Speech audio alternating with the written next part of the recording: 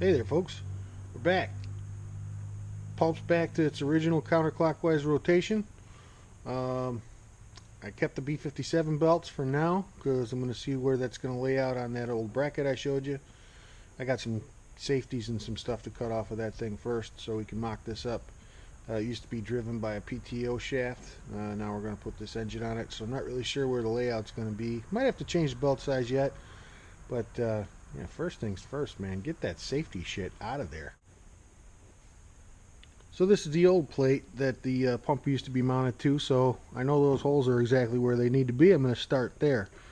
Also, I got to get that safety out of the way. I ain't going to use no safety on my belts, and it doesn't look like that's going to fit anyway. That's about 10 inches. That pulley diameter is 11 3/4. No, I'm sorry, 11 1/4.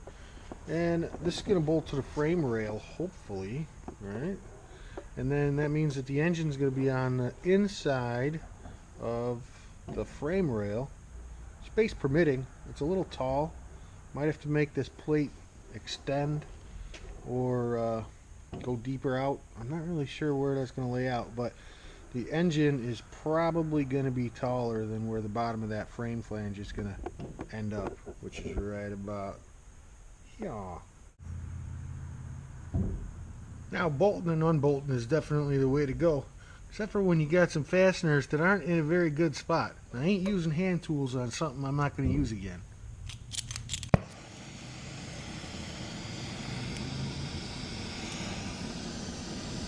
Ah, you mama.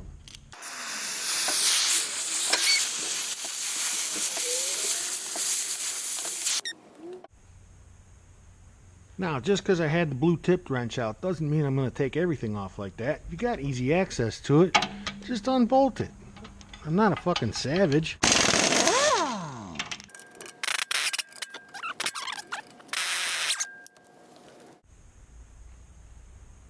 Now, it's very important when you're removing any safety gear, safety guards in this case, that you do so safely. Now, just that little bit of meat's going to keep that bolt from letting go. So give her a little wrap. Now we're almost home free. If I said it once, I said it 1,000 times. All we got to do is beat this off. We got a big old hunk of heavy steel with sharp corners. So get the air hoses out of the way and let Clarky do the magic.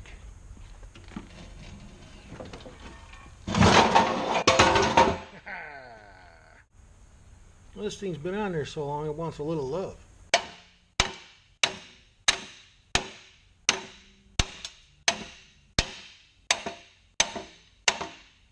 Free as a bird. Oh yeah. Well, there she stands, ready for some mounting. I went to pick it up and it's about 85 pounds. So since the forklift's right here, and since it's my wedding anniversary this weekend, I don't want to be going on vacation with a self-inflicted groin injury. I'm just going to pick it up and use it on that. You know, the week before you go on vacation, you got to keep things straight if you're planning on driving the skin boat to Tuna Town. Know what I'm saying?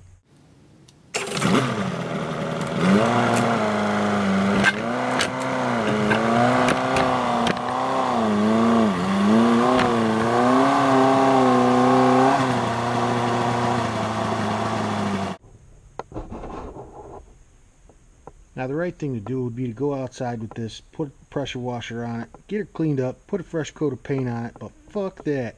I'm in a hurry. Well, fuck me with a crooked broomstick. This ain't gonna jive. These uprights gotta go. The plate's gonna be fine. I'm out the pump right here. I'm gonna slot the holes for the engine right there. That way I can slide the engine back and forth to adjust the belt tension. Always thinking. And then we'll probably have to mount these uprights like this and gusset them this way instead. So I got a little cutting and gutting to do. But hey, like they say in AA, one step at a time, right?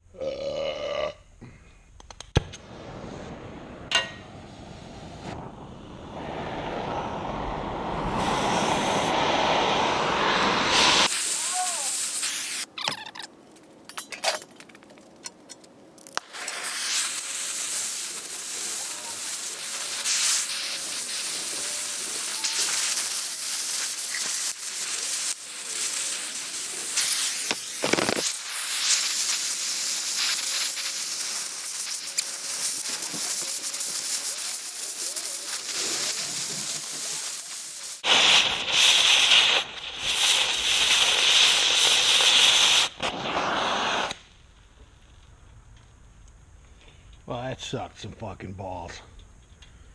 God damn, what a fucking nightmare. Well, hatchet wound indeed. That was no fun. But desperate times call for desperate measures. Now's a good time to walk around and do a little fire check. See if anything's smoldering.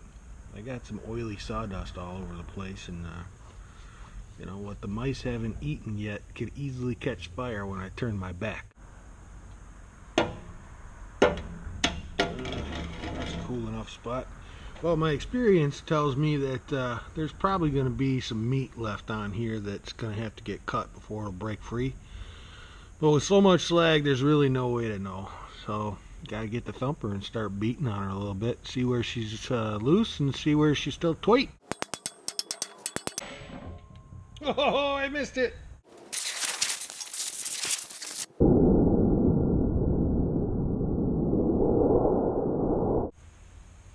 Definitely got some meat left on her somewhere, so compressed air is going to help a little bit. But next to the best tool in the shop, the Leather Man, this here snap-on burp gun. That ought to make some short work of it, taking some of the slag off so I can see what's meat and what's slag.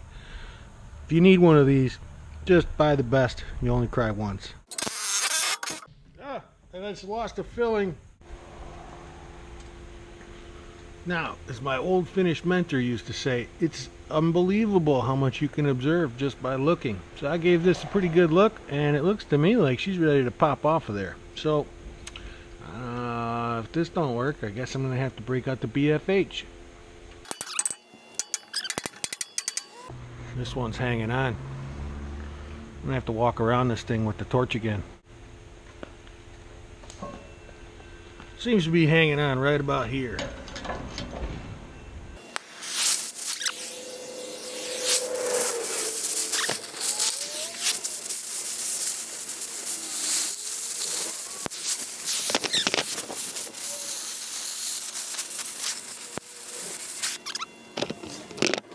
Okay, no more love taps for this crusty old bitch.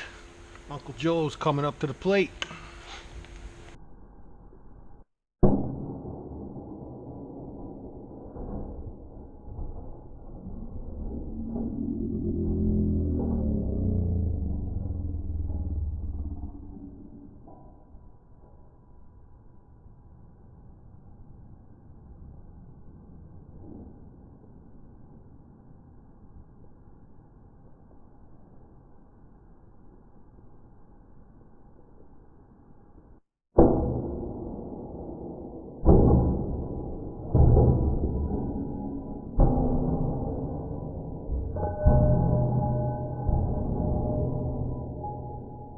How do you like me now, bitch? Well, we got some pretty rough cesarean scars here that I gotta clean up before I can not show my face. I gouged into the plate a little bit right there. You see what I mean about not being so good with the torch? If you're not, don't fucking do this because you're gonna blow through. Now this is gonna vibrate and oscillate like a mofo for the next probably 5 years. So I might actually put a plate over this to strengthen it. But we'll see what she runs like first, I guess. Yeah. So you want to blow this down with the torch and then get the grinder out, get her nice and flat. And if you really wanted to, you can fill that in with the MIG welder. Grinder in some paint makes a welder what he ain't, right? Well, looks like there was a party on this plate and everybody was invited. Now we got to chisel this slag off, find what's still metal, and start the unappealing process of grinding all this shit flat. Dust mask, bandana, cotton balls up your nostrils, whatever it takes. Don't breathe this shit because you're going to be blowing black boogers for the next 8 days. Well, I really can't recommend enough having a really good burp gun. This is the PH 2050. Watch what kind of magic it does. So I got my toe.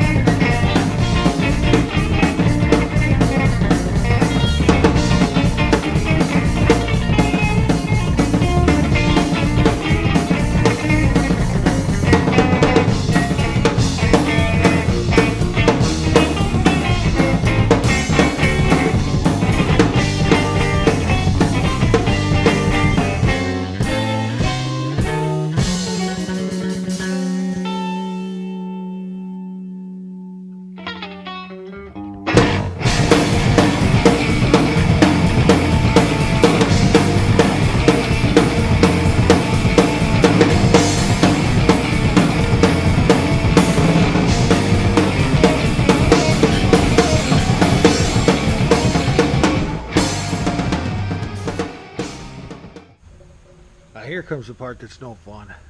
I got a history of not working like a pussy. But I'll tell you what, when it comes to grinding dust, I'm serious about the cotton balls or a dust mask or a bandana or something. Try and keep this shit out of your nose. Not so much your lungs. Your lungs, obviously, but your nose, man. This stuff gets in there and just fucks you up.